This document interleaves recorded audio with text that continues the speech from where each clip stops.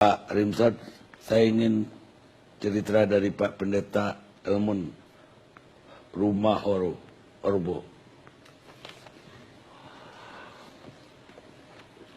Iya, buat kita yang ada di sini dan juga para pemirsa sekalian, dan buat jemaat HKBP Samarinda Seberang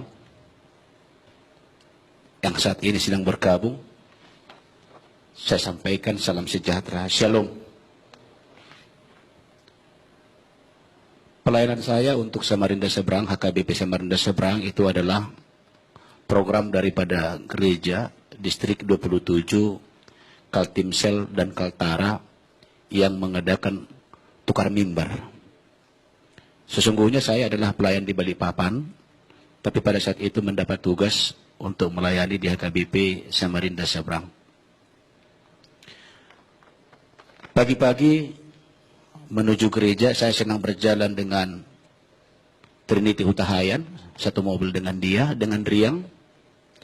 Dan sampai di gereja tidak ada yang mencemaskan, penuh dengan sukacita, dan ibadah dimulai dengan doa pembuka. Kemudian semua pelayan masuk ke ruang ibadah dan saya mengambil tempat duduk. Ibadah berjalan dengan penuh sukacita, dimulai sekitar jam 8:12. Lalu kemudian rangkaian ibadah sudah selesai, dan tradisi setelah ibadah selesai maka pendeta akan berdiri di depan pintu untuk menyambut jemaat yang akan pulang dan menyalam mereka. Pada saat saya melangkah turun, kira-kira barangkali ada 3 meter lagi dengan pintu utama, suara meledak, jemaat kelang kabut semua. Tradisi kalau pendeta keluar, jemaat duduk di tempat. Kalau pendeta sudah ada di pintu, baru jemaat beranjak untuk pergi keluar. Tapi ada pada saat itu saya berjalan dan untuk menyisihkan bangku supaya saya bisa lintas, bom meledak, lalu ada yang di pintu itu masuk ke dalam dan mereka katakan api, api. Semua bingung.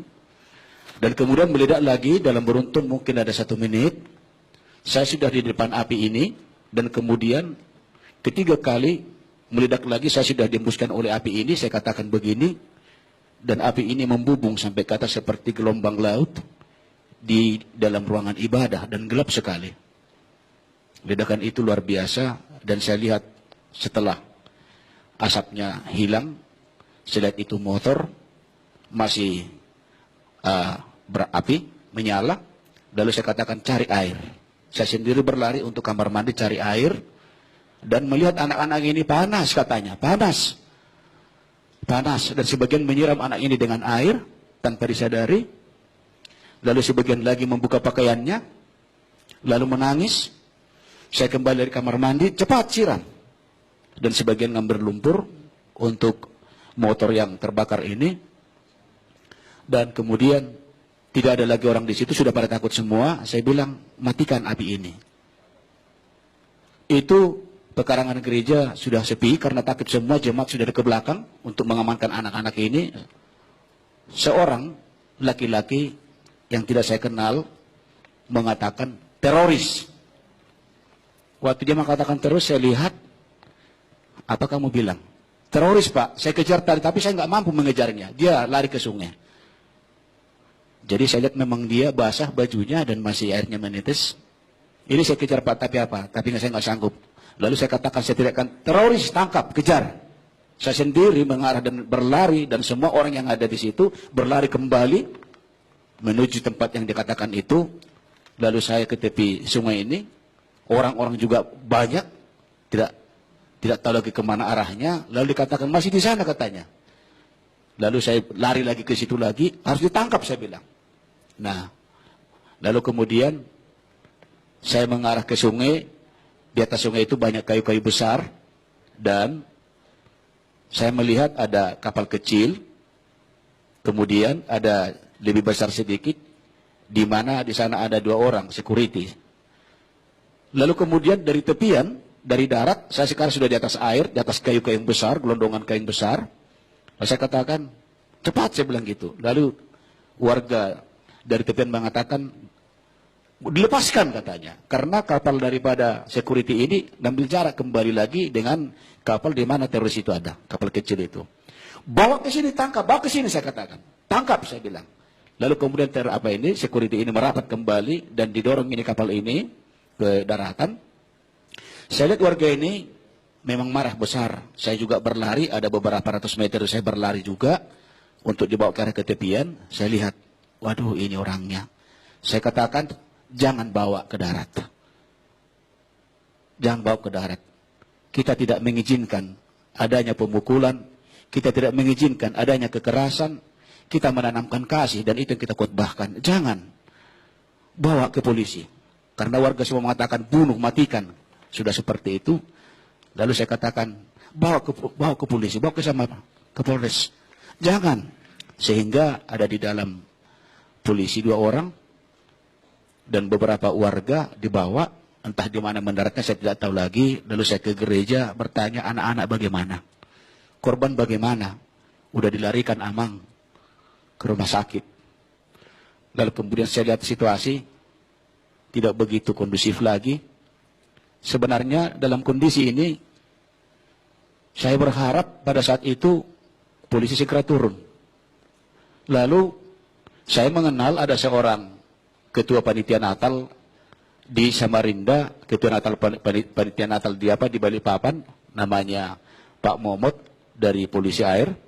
Saya telepon beliau, tapi tidak diangkat, mungkin sedang ibadah. Lalu saya SMS, Pak ada bom di gereja. Lalu kemudian beliau keluar, lalu dia berkata, di mana Pak? Saya kasih kepada jemaat, terangkan. Tolong polisi segera diturunkan.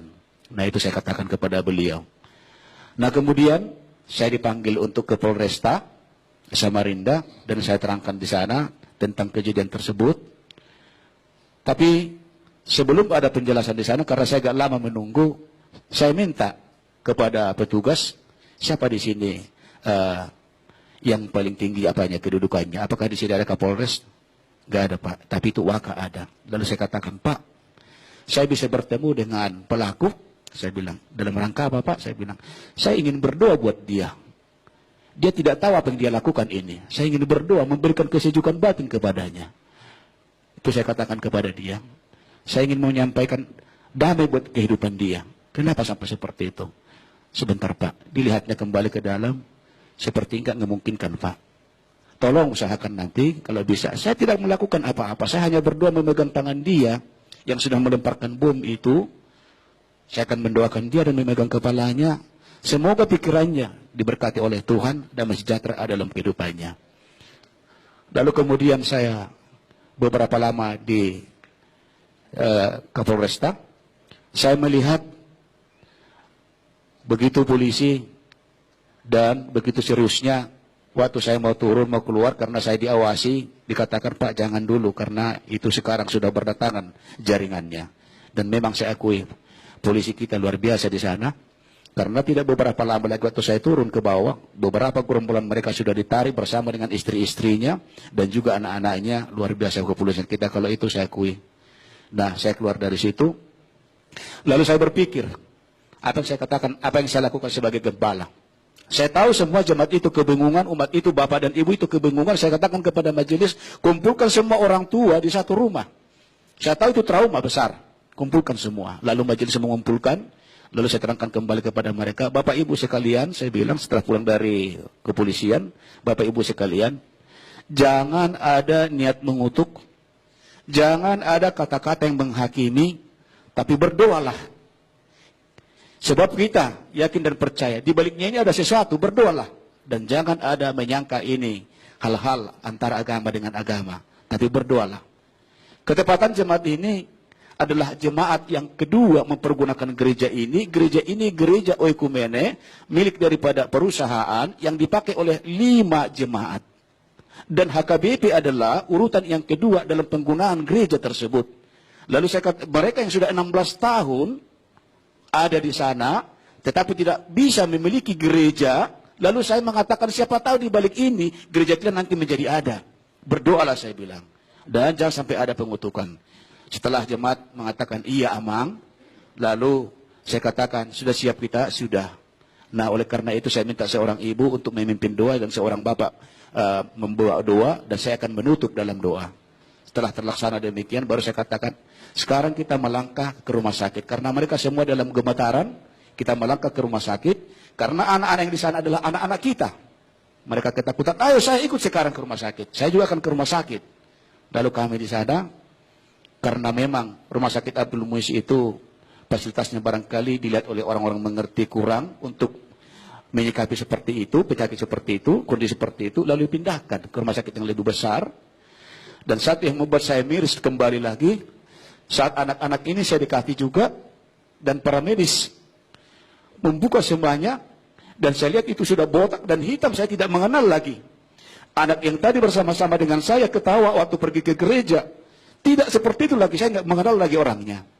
Dan pada saat dokter membuka, maaf buat kita yang ada di sini semua, Pak, apakah bapak-bapaknya? Bukan, saya pendetanya.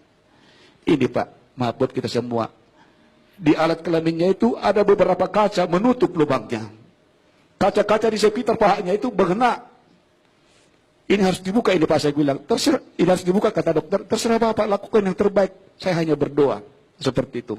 Saya besuk semua anak-anak itu. Almarhum juga seperti itu. Telinganya itu hancur. Kaca-kaca banyak sekali. Demikian juga Trinity Hutahayan. Saya lihat semua di sini dan dia menjerit. Amang doakan aku. Amang katanya, iya. Iya saya doakan Amang di sini. Lalu kemudian demikian anak yang lain, saya besok kembali semuanya. Nah di situ, itu mungkin yang bisa saya sampaikan kronologis untuk hari